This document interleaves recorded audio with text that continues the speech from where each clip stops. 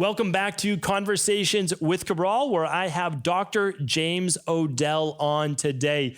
Really great to sit down with Dr. James Odell. And the reason is that he is really the founder and the executor of the BioRegulatory Medicine Institute. So many of you have heard me say before that I'm on the advisory board for BRMI, and I'm not on the advisory board for very many companies, maybe about a half a dozen or so. And I get asked quite a bit to be on the advisory boards for many different companies. And usually I say no, simply because of time commitments. And there's only so many things that you can do, right? So one of the reasons, though, I said yes right away to the BioRegulatory Medicine Institute is because what they're trying to do is bring a lot of the European foundations of sciences and natural health here to the United States. So Dr. James Odell holds and really has created the United States-based chapter so that many people here can also find out about bioregulatory medicine. And if you don't know about bioregulatory medicine, we talk all about that today and why it is one of the foundations of integrative health. It is one of the 7 different disciplines that I teach in the Integrative Health Practitioner Institute.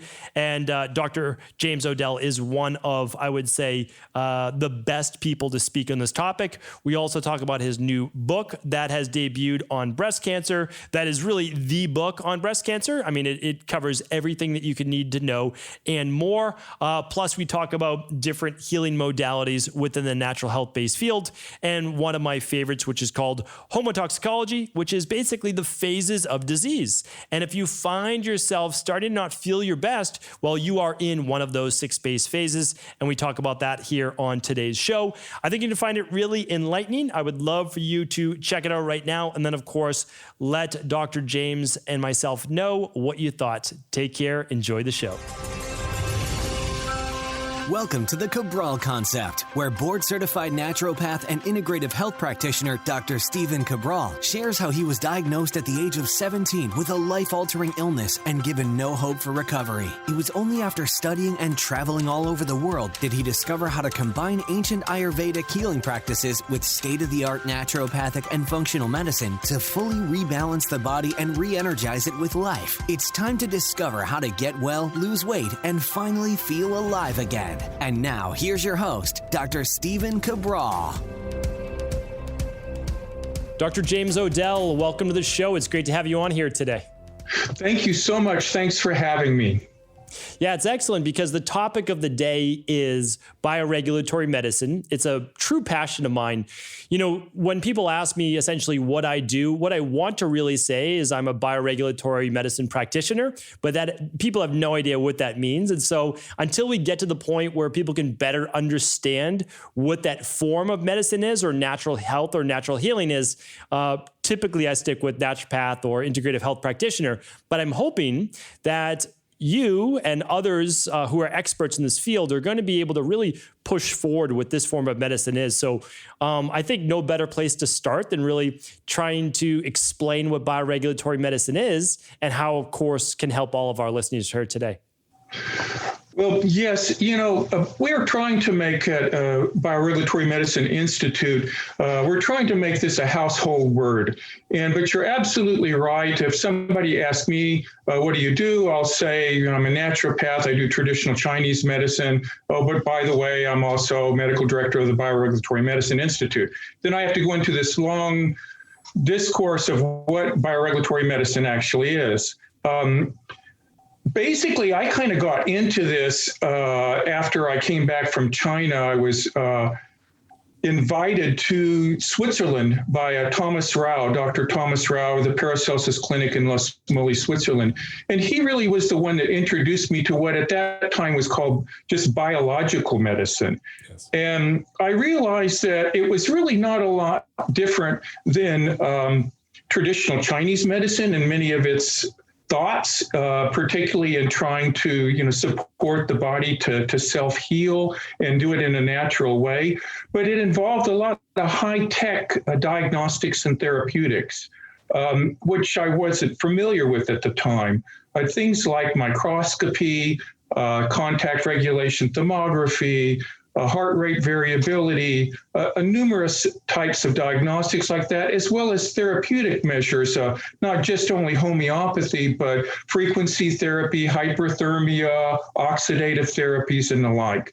And so this was for me just like a kid in a candy shop. I was so excited about learning all these new types of diagnostics and therapeutics.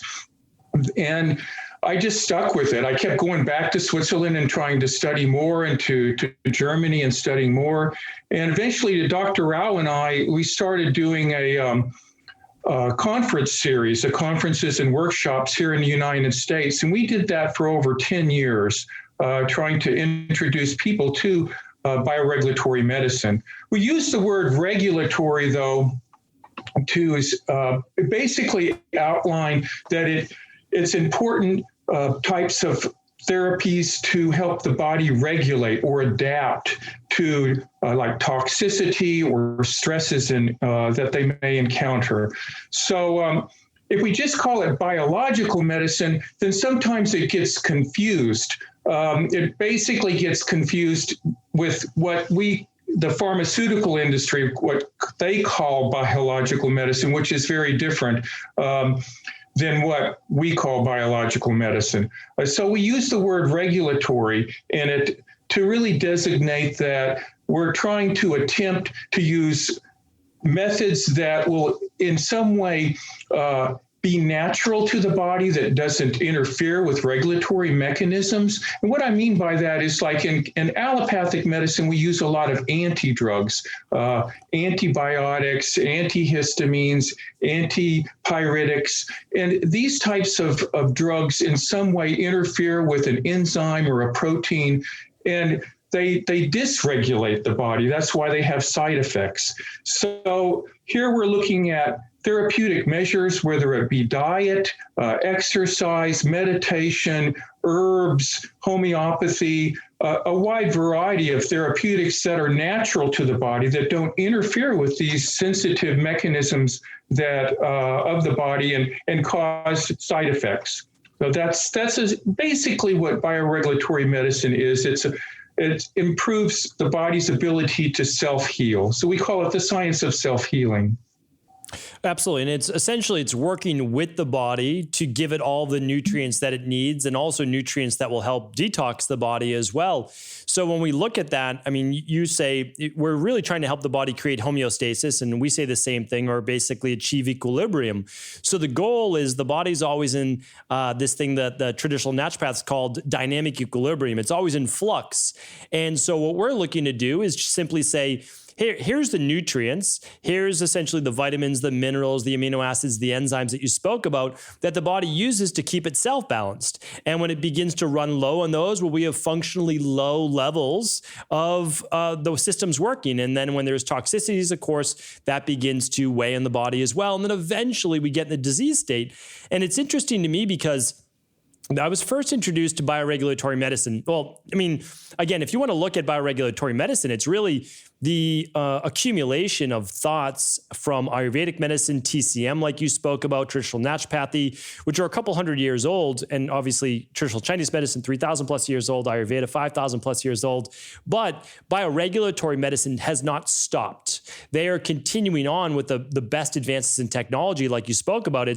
And that's why for you and I, I don't consider myself really a biohacker, because I'm not looking to hack the body. I'm looking to work with the body. But one thing I'll say is I was introduced to this through something called homotoxicology. And to me, that was one of the best courses I had ever taken in school when I was going for my degree. And the reason I say that is for the very first time I learned that you don't just get sick. Like there is actual 4 stages in Ayurveda as well as bioregulatory medicine that show you symptoms of the infestation, essentially, the infection or the body not being able to maintain equilibrium. And then we have either an overactive or underactive attempt by the body in order to regulate or heal. And those symptoms are what we see oftentimes as the disease. And I would love to hear more from your perspective, because for me, it was one of the greatest things I ever learned. I realized, well, here are the symptoms of progression. And if we know there's a progression, well, we should be able to move backwards and reverse dis-ease in the body as well. Yes, what you're speaking of is homotoxicology, which was developed by Hans Heinrich Reckewig. And he had the idea that we were intoxicated by a poison world, basically, which is true.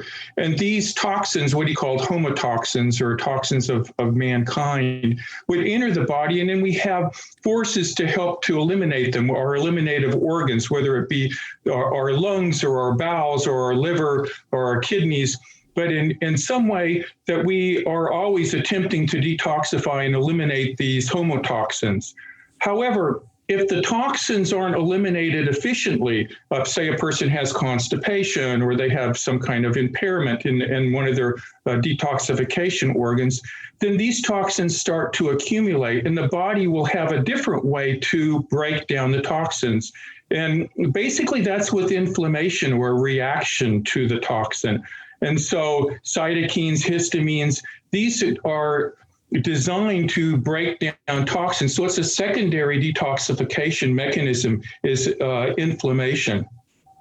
Now, if inflammation isn't successful, then what the body does is it starts to in some way deposit the toxins within the extracellular matrix. That's the space between the cells, because this is like a safe depository for toxins. So it deposits them there. And over time, if we're not eliminating them, if we're not doing detoxification procedures, then they accumulate and they start to impregnate the cells. And so they after they are deposited within the extracellular matrix, they start to infest into the cells. In other words, they get through the cell membranes into the cells, and they start to disrupt the oxidative and genetic mechanisms of the cell. So this is more like impregnation of the cell. Then the cell can become degenerative or neoplastic. In other words, cancer can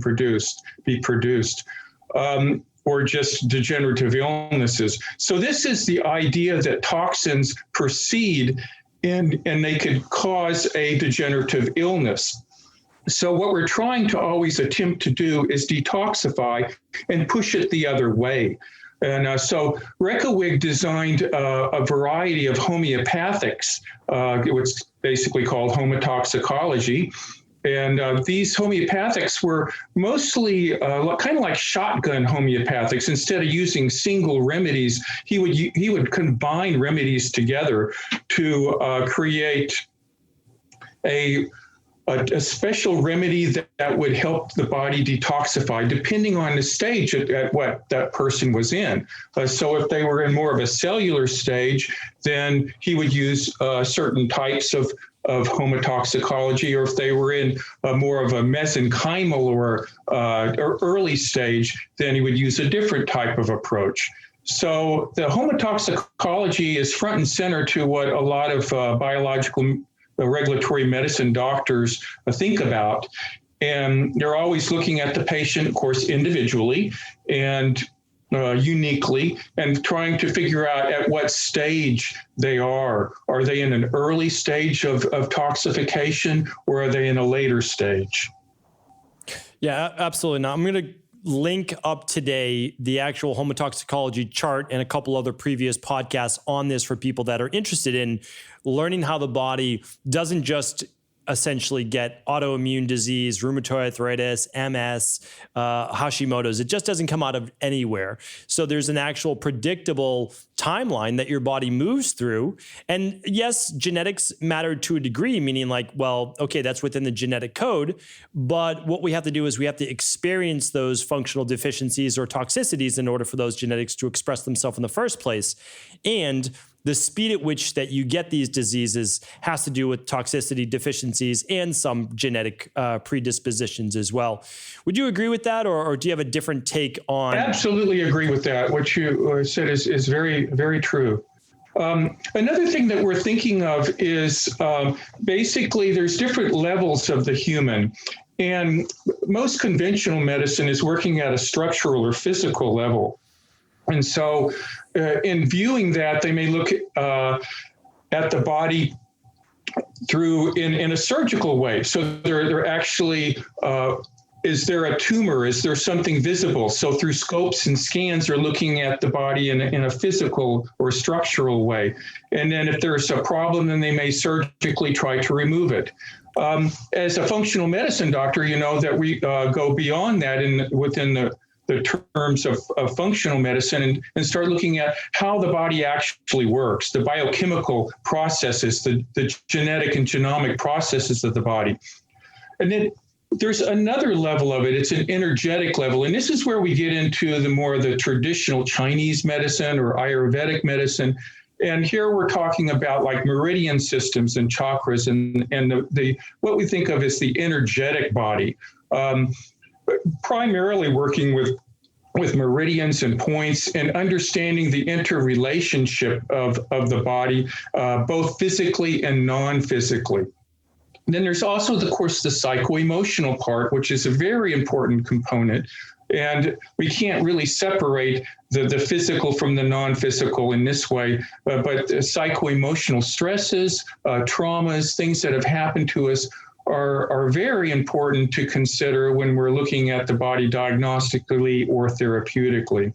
And then we also have the social issues. Of course, right now with COVID, you know, a lot of our social activities have been blocked. And, you know, we have social distancing, which I call non-social distancing.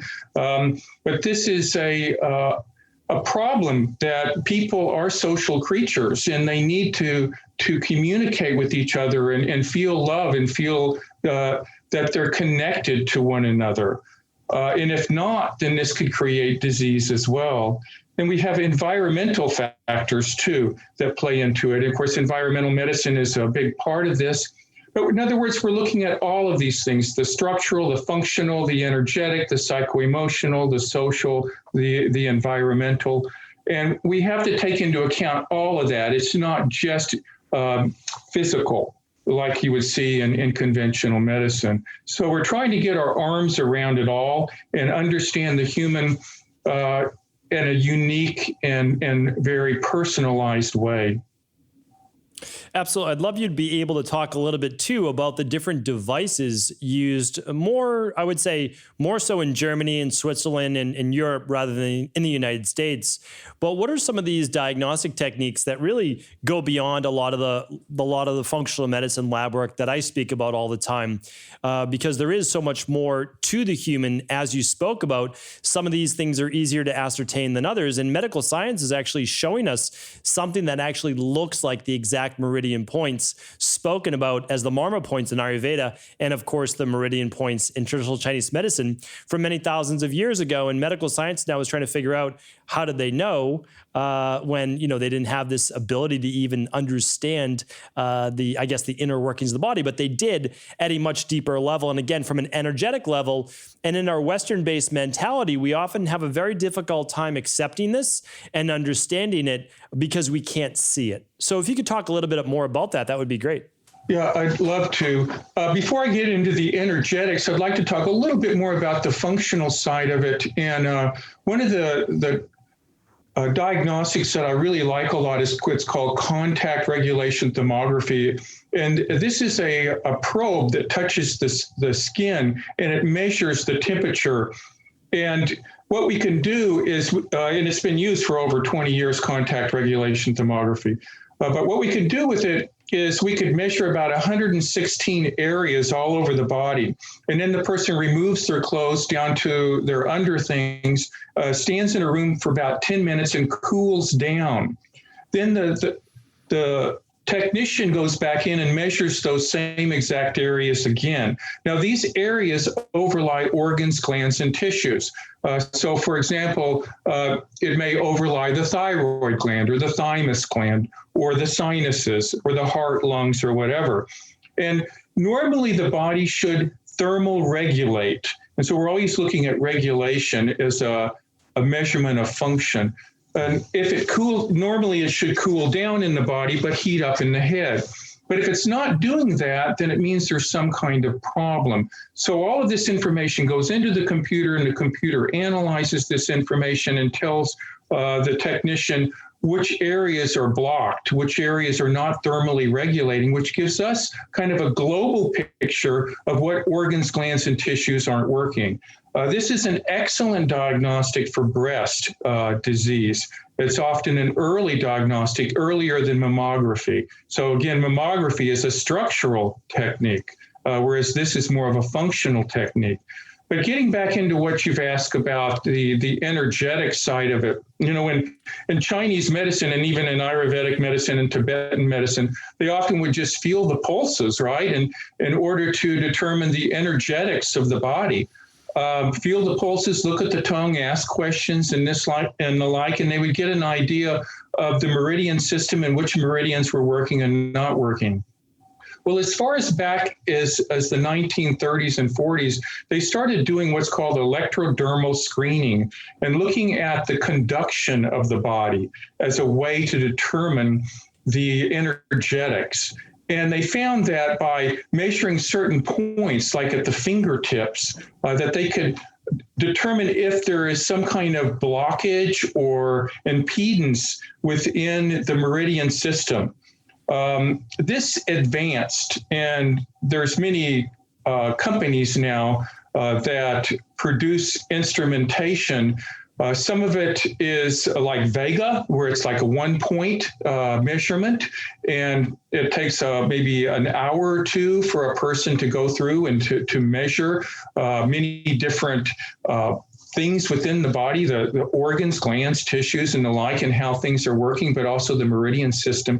But this is, in other words, it's a way of looking at conduction of the body to determine the health status. So it's a very intriguing and interesting area that has opened up this energetic side. There's also other types of machines that can look into the body from more of a perspective of resonances and frequencies. And these types of machines are also used in Europe and in different types of hospitals in Europe, though you don't really see them so much here. But definitely energetic medicine has become, has fruited, and it's very much a part of biological regulatory medicine together with the psycho-emotional side of it. I'd love to hear your thoughts. A lot of people ask me for recommendations on a good biological impedance analysis-based device that can measure water composition, other attributes of the body in terms of cellular osmosis. And I know actually both of us were just at the World Medicine conference out in Germany, the World BioRegulatory Medical Conference. And they had a lot of different devices there, many of which I'm not as familiar with. I know both of us use a nice big electron microscope in our office. It allows us to do dark field, light field, all sorts of different, looking at not just the cells themselves, which is important, but just like you spoke about the interstitial milieu and actually looking at what's going on within the cells, how quickly they degrade, break down. And we can talk about that for sure. I mean, I'd love to, but I want to answer a lot of people's questions on an area because I simply don't use the devices that much. So what are your thoughts on some of the best devices out there and for BIA and or similar? And do you use one yourself? Well, I am a Vega person, a VEGA. I think that you can't, it's hard to find something as good as Vega. Vega is out of Germany, and they make a wide variety of devices. Some of them are therapeutic and some of them are diagnostic. But I think that company is worth looking into. Biocom, B-I-O-C-O-M, C-O-M, is also a very good company, and they make excellent machines for diagnostics and therapeutics. So when I talk about the therapeutics, what they're doing is they're maybe diagnosing a certain frequency that is perhaps toxic, and then they could in some way invert that frequency and give it back to the body and try to detoxify that frequency. So it's really become quite advanced, and I think that these types of machines are really very, very useful. Unfortunately, in the United States, they've been sort of blacklisted and it's kind of hard to find training and find information about them. So you usually, to really get good training on them, you have to go to Europe pretty much and go to one of the companies or find a reputable teacher to learn about it. And it takes time to learn. I mean, to do Vega testing, I would say it could take a year or more easily to really get the technique down and to learn about it. So a lot of people aren't committed enough to really learn that. They want to shortcut it. So there are machines that are sort of automatic machines that a person could be hooked up to, and that will scan the body and then give a printout. And those machines, I think, are useful as maybe screening tools, but you still have to back it up with laboratory information or other types of diagnostics. You can't just use that machine as a solo diagnostic. That would be not good medicine. I completely agree. And I don't think that anyone getting into this field should really look for the shortcuts. Like, that is more of a biohacking thing. Like, hey, what's the neurotransmitter or precursor or whatever I can take? But that's a form of green medicine that, we've both spoken about before, that can actually lead to more harm than good as well, since the body is it's an intricate, but it's a balanced machine. And if you put too much in, even of a good thing or a good nutritional supplement, whatever it might be, well, that can begin to actually cause a deficiency. For example, put in too much copper, it drops zinc down. Put in too much zinc, it drops copper down. Put in too much calcium, it drops magnesium. So you have to look at it as like, okay, well, what's the balance of these things? And maybe you actually do need a higher amount. I mean, many people need more magnesium or they need more zinc right now, but maybe not for 2 years straight. Maybe they need a little bit more at a higher dosage for 3 to 4 months, and then they can go back to a normal ratio. And so that's why it's important. Like you said, these machines are a tool that a practitioner can use, but it's the practitioner's intake of the actual patient or wellness client, along with other diagnostic-based models to really help. And when I say diagnostic, I mean we're not diagnosing disease, we're diagnosing and really looking at imbalances within the body, which can then lead to a imbalanced state. Yes. And one thing I just wanted to mention too, and I would love your feedback on, is so the contact regulation, I think you called it contact regulation thermography. So I've used whole body thermography or partial thermography, and I recommend that to women over a mammogram. Again, I'm not giving medical advice out here, but a mammogram comes with radiation. And there's actually clinical studies right now, and of course, you know this and wrote the book on it, which we'll talk about later. But there's a time and place for everything in conventional medicine. And maybe some women do need a mammogram. However, if there's no, especially pre-existing history in families and no lumps have been found or anything like that, to do essentially a preventative-based mammogram, to me, I don't know that that's the first step I would take and give for recommendations in my family, my mom, my wife, etc. But thermography, and again, I have not heard of the contact, so I want to learn more about that. But how do you feel about thermography, which essentially it's looking at the different heat patterns within the body and can give you actually a really good sense of, is there a blockage there? Might there be a tumor or something else? Yes, exactly. That thermography, there's two types. There's infrared thermography, which you're talking about, yes, and where it's actually a picture of the body. And so within the picture, there's colors. The blue would represent cold and the red would represent hot. And so you're looking for hot spots, particularly like for the breast, hot spots in the breast. And this is a very good diagnostic. And it's in the same way contact thermography does this too. It's just not a picture, it's a graphic. And so you're measuring points all over the body. So it gives you a little bit more of a global look at it. And also you're challenging the body with cold, and in order to get a reaction. And that's why we think of it as regulation thermography. We're looking at the body and how does it regulate to a temperature change. So it becomes a little bit more of a functional tool than just a snapshot in time. But both infrared thermography and contact thermography are excellent early tools to diagnose imbalances and disease processes, or early disease processes in the body. As far as mammography, I think that it does have its risk. And over time, that radiation is cumulative. And usually doing a mammography, mammogram, that if there's some kind of problem, then they'll ask to do an ultrasound. Well, ultrasounds are safe. There's no radiation involved.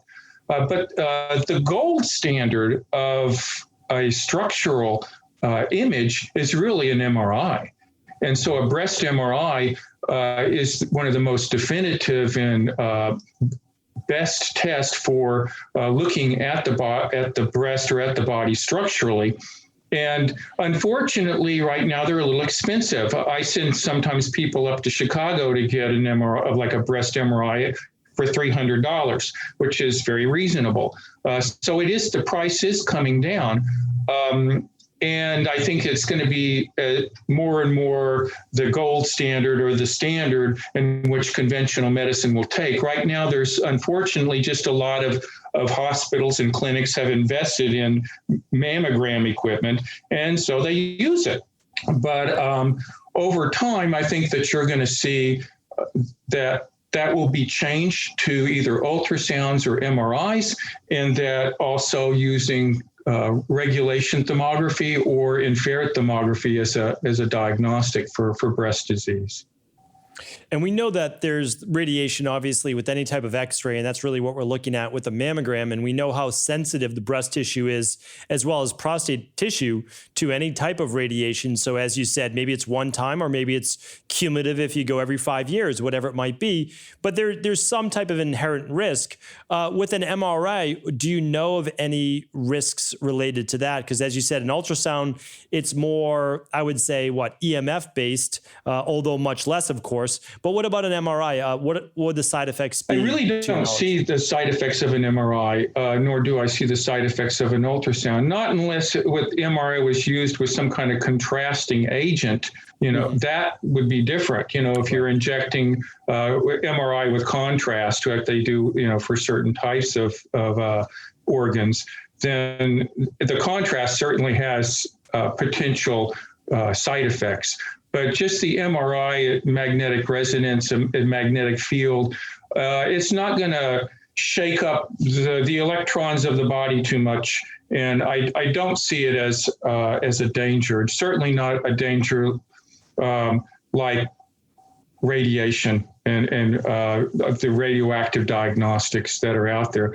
By far, one of the strongest is the CAT scans. That a CAT scan has a lot of radiation involved in it. And so anytime you can get an MRI over a CAT scan, you want to do so just to prevent that radiation exposure. That makes sense. And I think that's good advice. So what I'd like to do now is I'd love to be able to talk more about the basis of healing and self-healing, which goes back to a very old debate of the germ theory versus the cell theory, and essentially how bioregulatory medicine, a lot of these natural healing modalities have come about. They really challenge. So if you want to get down to the basis of conventional medicine, well, they use the germ theory. And if you want to talk about natural healing, well, we're talking about the cell theory. So I'd love to hear you explain this. I've actually listened to one of your seminars that you've given before on this particular topic. And it was one that, again, I don't think I got into this until about maybe 10, 11 years ago, like truly looking at the difference between how we get sick versus innate versus outside. So let's have you go through that. Okay, well, we have these two ideas, germ theory and terrain theory, or what you call cell theory. And Claude Bernard, he was also called the father of modern physiology, was one of the first to say the terrain is everything. And what he's talking about is the extracellular matrix of the body, the pH of the body, how the body, basically the network within the body that communicates to the cells and what the cells are bathed in. And that terrain, which also encompasses the microbiome terrain too, and the immunity, is a very important part of our immune system, or of our body's ability to to ward off germs and viruses, or whether it be bacteria or whatever. And so later, there was this Dr. Pierre-Antoine Béchamp, and he said the primary cause of disease is always within us. It's not like we're catching a disease, and not like there's a germ that is infecting us. And so he was really the one to develop this this terrain theory out of this idea that the extracellular matrix is very, very important part of it, and the immunity and the microbiome. So what we have here are two different kind of opposing ideas, but probably the truth lies somewhere in the middle, as it always does.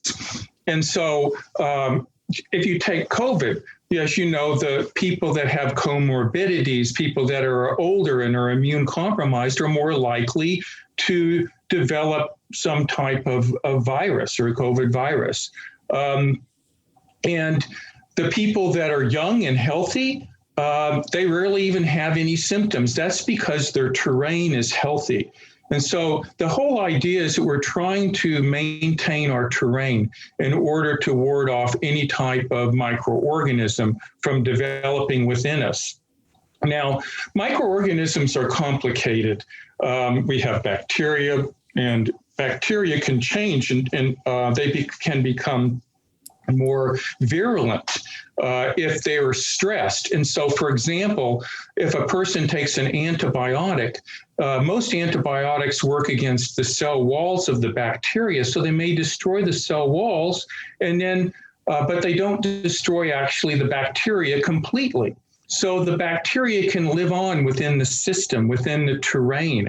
And if the terrain becomes corrupted and intoxicated, then that bacteria can change back to a more virulent and pathogenic form and reinfect the body. So this is to say that the terrain governs this, and that antibiotics can sometimes cause resistant infections just because they can change the bacteria into a more virulent or pathogenic form that has to be treated in conventional medicine with even stronger antibiotics.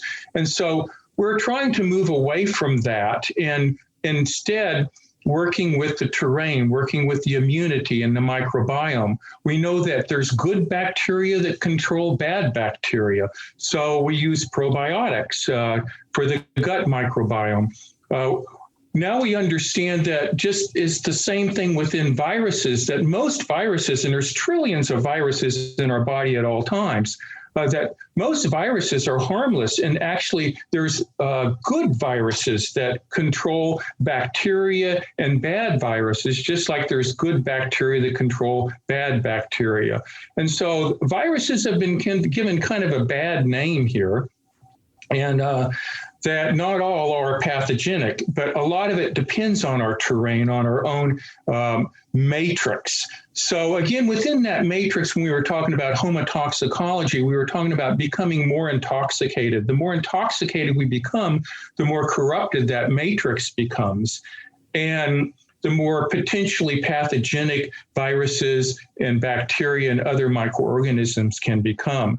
So this is what Béchamp was talking about. He said everything is the terrain, that we have to look at the terrain first and try to clean the terrain, try to in some way help the body self-heal through detoxification and fortification with nutrients.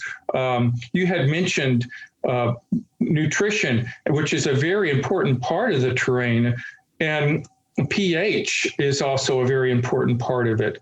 If the pH gets too low, with the body's not buffering acids or not eliminating acids, then the terrain becomes more and more acidic. And this can also cause organisms to become more pathogenic. So I do think that there's a lot to be said about keeping a good, healthy biological terrain in order to protect ourselves, and that it's not just all about germs and bacteria. It's also equally as much about the body's own biological terrain. 100%, without a doubt. And one of the big things, and we know this to be true. So, I mean, Béchamp was certainly onto something, because we all travel on airplanes, and inevitably there's a couple people sick on that airplane, and they're spread their germs throughout the whole plane, or at least within, let's say, 14 feet, right? So those people all breathe it in. I'm one of those people. I previous to this virus, I traveled quite a bit, a couple times a month. And for the most part, I wouldn't get sick, and neither would a lot of other people on the plane, but some people would. And so we were all exposed to the same pathogen, whether it was a bacteria, virus, et cetera, yet we didn't get sick. Well, it came into our body, whatever that bacteria, pathogen, virus was, and either we already had our own antibodies made for it, or more than likely we weren't exposed to it previously, but our body was healthy enough to be able to fight it off before we got to a greater stage, which we think of as a sickness, but really it's our body's attempt to re-regulate the body, whether it be a fever, mucus production, et cetera. So we know that if it's all about the germ, well, then everybody should get sick. But they don't. And so we know that it is about the terrain, and we're dealing with right now with this particular virus. It's different than the flu-based virus. The flu-based virus, the terrain in younger people is different, right? It has to do with genes. It has to do with the immune system, and they can actually get much more sick from the flu. Whereas if you're under the age of 45 and you don't have any comorbidities, it's unlikely you'll even experience any symptoms. Or if you do, they'll be mild and only last a couple of days. And that's because this particular virus doesn't essentially hook up well with the host of younger individuals. But as you said, if there's already inflammation, if there's already a little bit of work down that path of homotoxicology, well, then that could be a much greater potential issue. So I look at it as there's definitely viruses. There are definitely germs and bacteria in the outer world, but those don't matter as much if our inner world, if our soil, I've always been taught it as, if the soil is pure, then you can grow a really strong quality plant. But try growing a healthy, strong plant in poor soil. It's just not going to happen.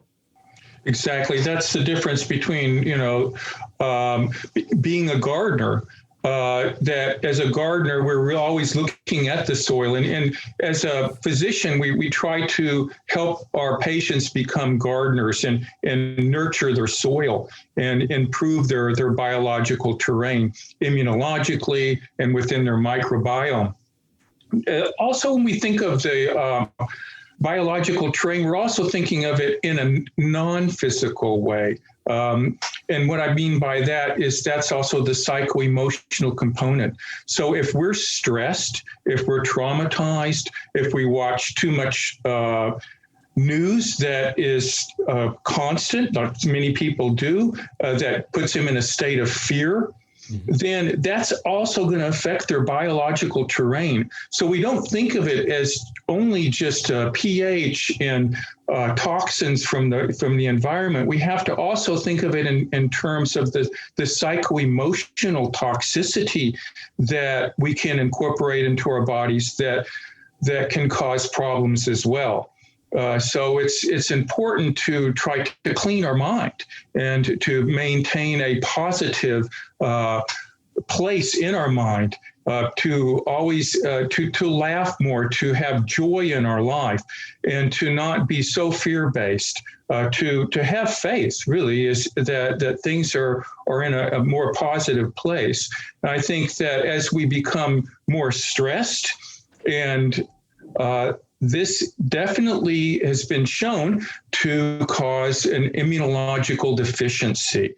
So we want to think of it in both terms, in both the physical as well as the non-physical. So we have a non-physical terrain too.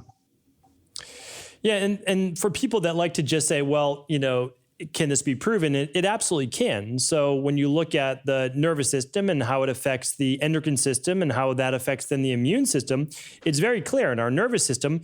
If you look at the human body, and one of the best pictures I've ever seen is the actual nervous system of the human body. And I try to show people it as often as I can, because basically you have this brain, and then it comes down and it looks like a tree, essentially an upside down tree. And you're looking at all the nerves touching every cell and everything in the body. And what happens is when you are stressed, you're tense. And and it leads to a slowing of the thyroid. It leads to a slowing of digestion. And like, it's very systematic. And so however you like to look at it, there is a vibrational being, there's an energetic being, and there's also the physical being. And if you only want to look at it the physical side, that's okay as well. But there is a clear path to being shut down. And a lot of people they immediately dismiss pH. But what they don't understand is that we're not always talking about pH of just the blood. We're not talking about that 7.356, that delicate balance. And yes, it could go up to about 7.5, and yes, it can go down to like 7.2. But there's also what it takes in order to keep the blood at that 7.356. Your body has to use a lot of buffering agents if you have more of an acid-based, let's just even say lifestyle, not just nutrition, but stress. All of these things can lead to additional acids, too much workouts, too much, etc. So I like to let people know that yes, your body does a good job at buffering acids, but also there's different acid in the stomach. There's different levels of acidity in the intestines. There's different levels in the tissues. And in conventional medicine, well, you really only look at the blood pH. And when the tissues are off, well, now you're talking about mitochondrial dysfunction. You're not able to use oxygen to the same degree. You're working more of an anaerobic-based metabolism. And these are all things that bioregulatory medicine really talks about as well, that conventional medicine pretty much completely overlooks. Yes. Well, back to this idea of that, how the mind affects the body. It's been shown in studies that the peptides of tears of joy are different than the peptides of tears of sadness. And so this is to say, when we emote, that we create chemicals in our body. And this is very proven. So it's beyond a doubt, the whole world of psychoneural immunology expounds this idea that the mind is connected to the body. And so, of course, the ancients knew this in traditional Chinese medicine and Ayurvedic medicine, and that those are mind-body medicines, and have always looked at it together. Never did they separate it. That's right. And Ayurveda has 8 branches, and it has all those different branches for a reason. You're looking at yogic-based traditions, movement, you're looking at the body. And so that is why I just think that no medicine is really complete in and of itself. But when you take them all together, then you can say, okay, when we need to look at the whole person, there's multiple modalities this person can use. They could take something from all of the different technological based devices. They could use meditation and yoga from thousands of years ago. They could use acupuncture. And that's really how I prefer to really work with people in my practice. And I know that you do the same, because it's what's best for the individual that you're working with. And that's really what it's all about. Yes, yes. I'd love to talk a little bit more now too about, I want to go into a little bit more the BioRegulatory Medicine Institute, and then speak about the book that you didn't just write it, but I'm talking about it now over the past couple of months on my podcast, and why I consider it kind of the go-to now, all-in-one, all-encompassing information source for breast-based cancer. So let's talk about first BioRegulatory Medicine Institute, and then I'd love to talk about your book. Well, BRMI, BioRegulatory Medicine Institute, was founded 3 years ago. It's a nonprofit organization. It's a non-commercial organization, and it's just about information. And so we have a website, which is really a database. You go brmi.online, brmi.online, and you'll come to this website, which is very extensive. It goes into the basic diagnostics and therapeutics of bioregulatory medicine, the history, a lot of the pioneers. We have a news section. We try to keep current with a lot of articles, and we're always adding to it.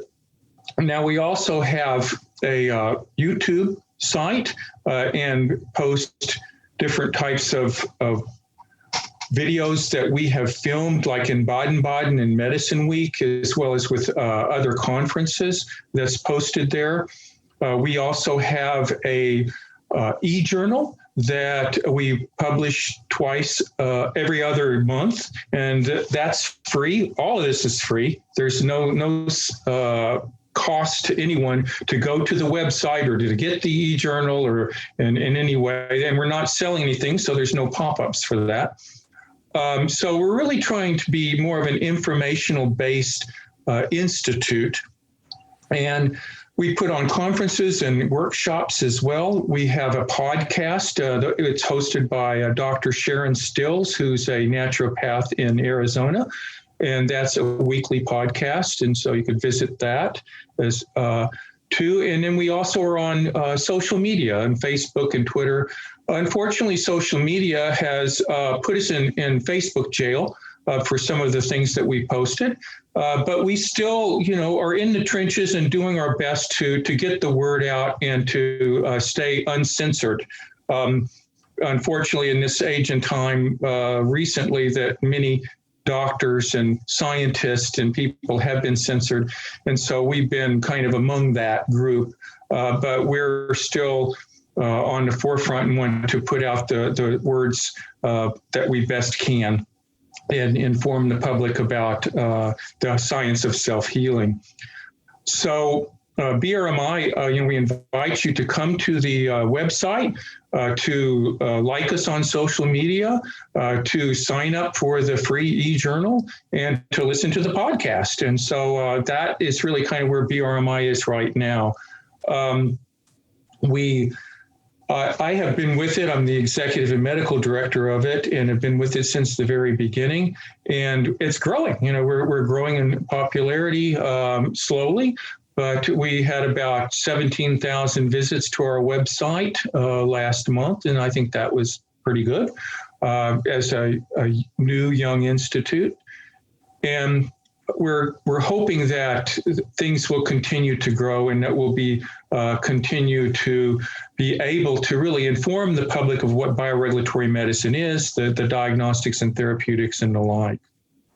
And this is essentially, you've developed the US chapter where first it was in Germany or Switzerland. And then this is basically for all of the people who don't necessarily speak German, like myself, you're able to connect with a lot of bioregulatory practitioners there. You're able to learn more about bioregulatory medicine. And what I'll say about social media as well, because I'm in that same jail right now, and I have been since March, where my views, literally it's 10% of what it used to be. That's all that it is. I haven't done anything different, except I started talking about the virus and different natural-based modalities, but people can still find us, meaning you have to now look. I'll never show up in your feed anymore, but you can go and you can find Bioregulatory Medicine Institute, BRMI. You can find myself, and you partner with a lot of great organizations like the IAOMT, I believe, for dental. I've been talking about them forever too, because they're a group of people around the world that are really dedicated to not using fluoride or mercury or a lot of these harmful based toxins that, again, affect your thyroid and affect the regulatory systems of the body. So again, it's not about, this is a nonprofit, this is about teaching, this is about helping people, and also connecting with a lot of great practitioners out there. And like you said, all those great free YouTube videos. So I invite people to check that out. If you have anything else to add, definitely feel free to do so. I'm over... I think one or two of my podcasts actually on homotoxicology are actually over there. So we'll try to link up to that on the website. But I want to talk about too, and spend a little bit of time on this. You wrote really an 800-page book on breast cancer called The Rest of the Story. And this is a well-referenced, really well-thought-out book. And one of the reasons why I very much enjoyed this book is that it was, well, of course, well-researched, but it's in electronic format, so PDF format. So I could say, okay, I want to go right to chapter 6, and I want to go right to this particular part, and you hyperlink right there. So it's not difficult to read at all. You can read it cover to cover, or you can go through the sections that you like. And I found it, again, a really enjoyable read. And really, I would say, all-encompassing. So if you are looking to learn more about breast cancer, especially if it's in your family history, this is a great book to check out. And I'd love to hear a little bit more why you chose this particular health topic, since there's so many health-based issues, and why you spend so much time researching this. Well, this started about 15 years ago. Of course, as I know, you see patients with breast cancer that come to you and are looking for information. And I would give information to them, maybe like 2 or 3 pages of information, and I realized that was woefully inadequate. So then I created like a page, maybe about 10 or 15 pages of information that I thought that would be helpful to them. And I realized that was still woefully inadequate, that this is such a huge, huge topic.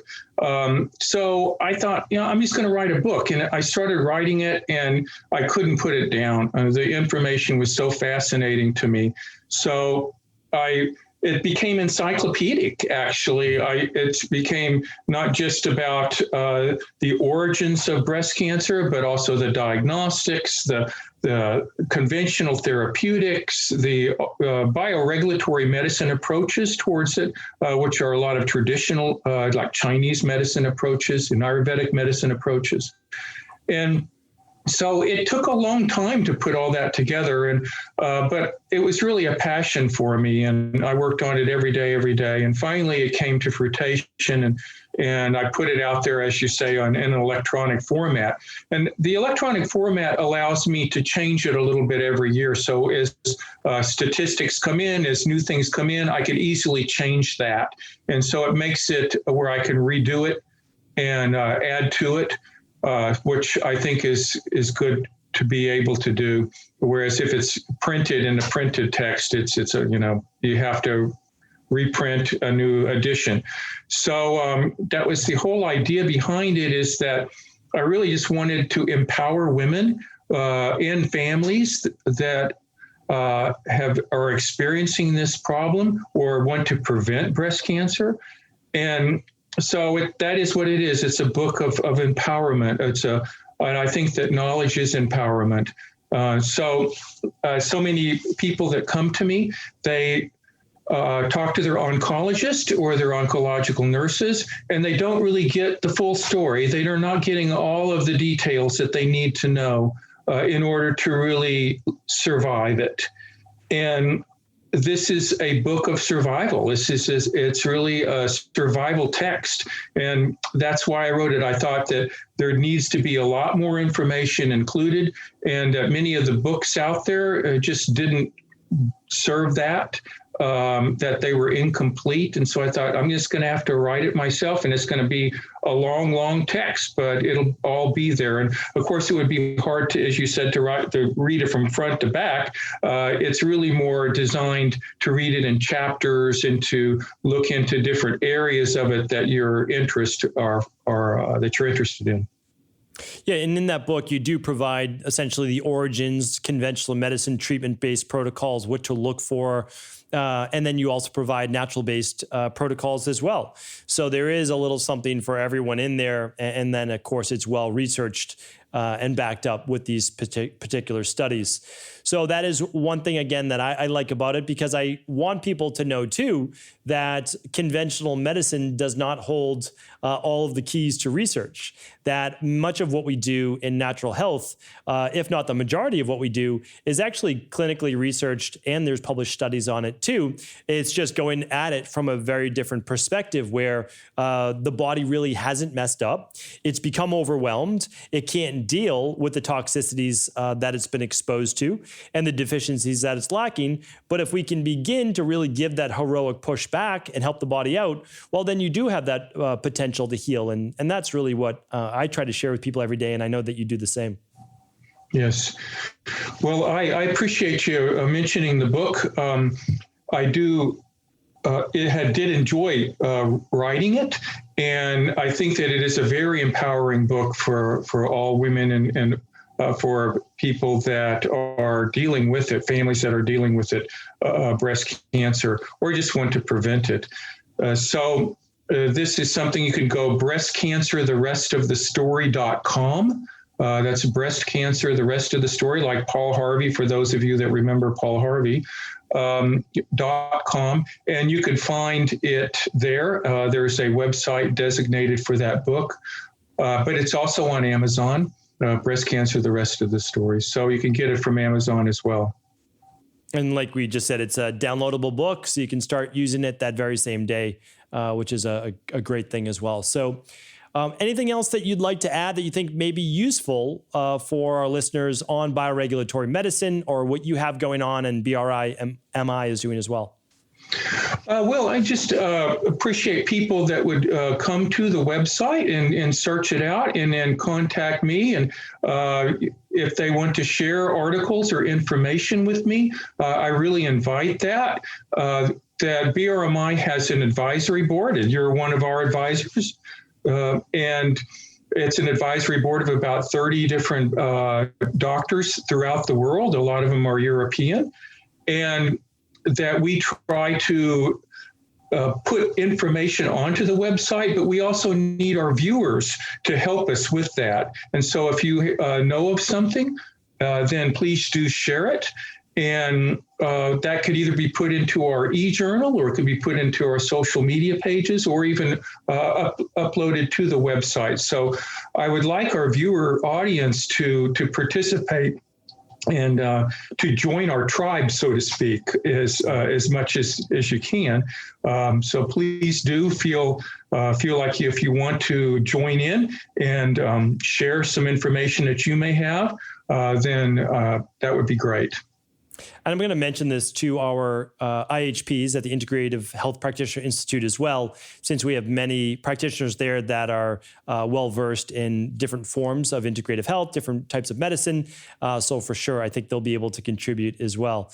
I appreciate you being on the show here today. Love being able to chat bioregulatory medicine. Very few people speak the same language, but it's always great to be able to catch up. Well, thank you so much, and thanks for having me. And this is kind of an interesting day today, but I really have enjoyed this interview very, very much. Excellent. Thank you again. And we will provide all the show note links today over on the podcast.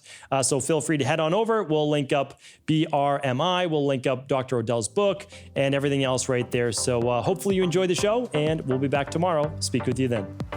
Thank you so much.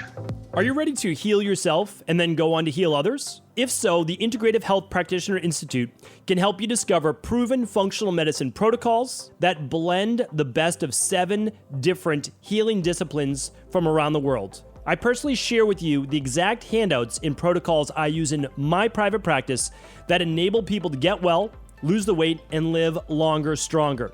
I want to pass this information on to the next generation of health coaches, and that is exactly why I created IHP.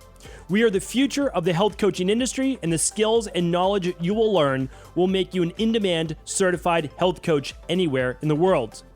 Although we have many medical professionals taking the IHP certifications, no experience is necessary, and half our members have no previous health certifications. At the Integrative Health Practitioner Institute, our motto is a health coach in every home.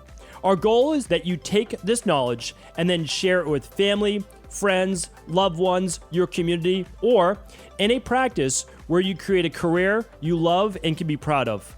The global IHP community is filled with some of the most kind and caring people in the world, and we can't wait to welcome you into our world soon. For more information or to set up a discovery call with one of our IHP Health Coach graduates, simply head over to integrativehealthpractitioner.org.